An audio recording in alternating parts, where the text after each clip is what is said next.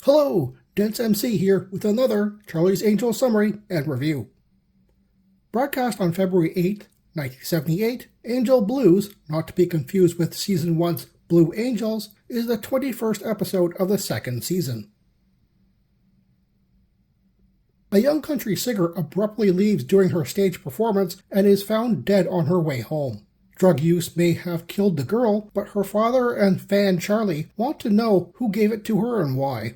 The Angels take a ride on the bad side in the taxi cab that carried the singer to her fate. This episode features Bess Gatewood as tragic country singer Amy Waters, Gary Bissig as apathetic cabbie Lenny, and Steve Gravers as slimy businessman Cooperman. Also in this episode is Vincent Schiavelli as killer Freddy, Herb Braha as pursuit driver Hank, and Lou Pachetti as Amy's former manager Doninger. Interesting scene of the episode is when Sabrina is checking the tenant list of a hotel. She notices one of the names is connected to both Amy and the man she just investigated. She spins around to see a gun-wielding goon. This is about the only time a just narrowly avoid being hit makes sense. It's not about the shooter having poor aim. It's about Sabrina logically reasoning there should be someone trying to kill her at this point.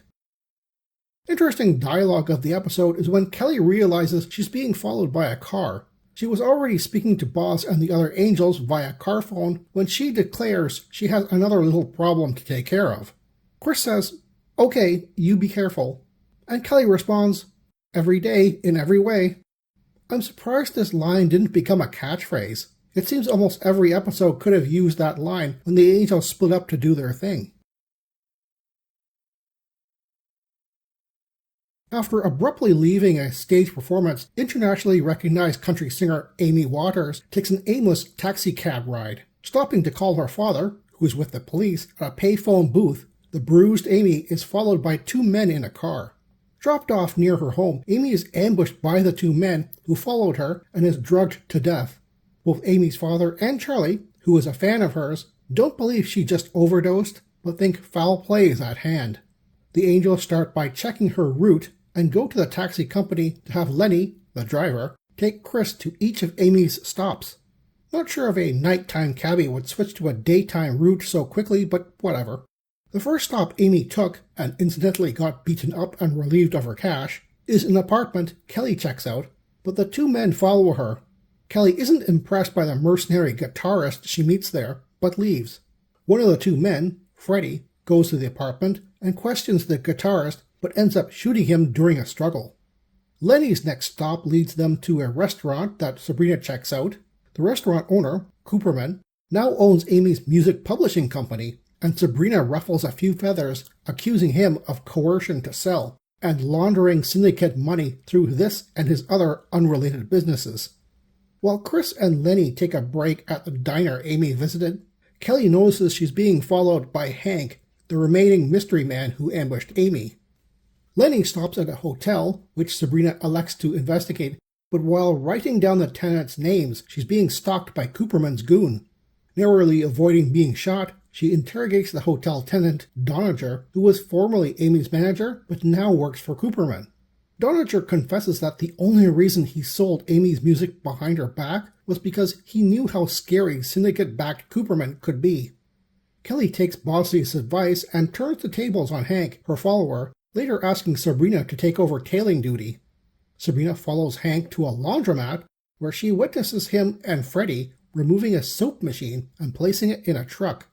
Chris is reporting in to Boz, and he begins to put the pieces together, but Lenny overhears the conversation and holds her at gunpoint. They drive to a rundown area where the two ambushers in the truck also arrive to unload the soap machine. Chris is saved when Kelly and Sabrina start a raid after following the truck, and soon Lenny and the two ambushers are caught. Chris uses the machine, and instead of a soap packet, high-grade cocaine pops out instead. Makes you wonder that if Amy had a widely known cocaine habit, and the machine distributes cocaine, why did Fred and Hank use heroin to kill her?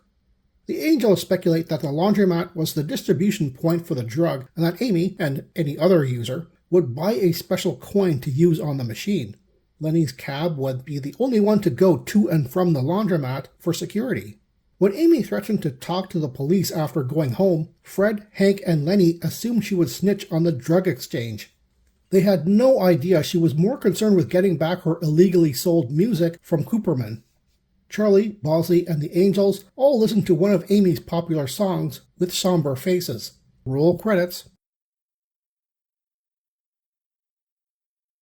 This episode was so film noir, I wondered whether it would look better in black and white. It's another atmospheric downer of an episode like The Sandcastle Murders, but this one is saved by the Angels' competent investigation and all-round badassery. Again, like The Sandcastle Murders, a fantastic episode which showcases what a more serious approach to Charlie's Angels could have yielded. It's not my favorite, but IMDb gave this episode a 7.5 out of 10. I'd say it deserves a little more recognition than that, at 7.6. Good morning, Charlie.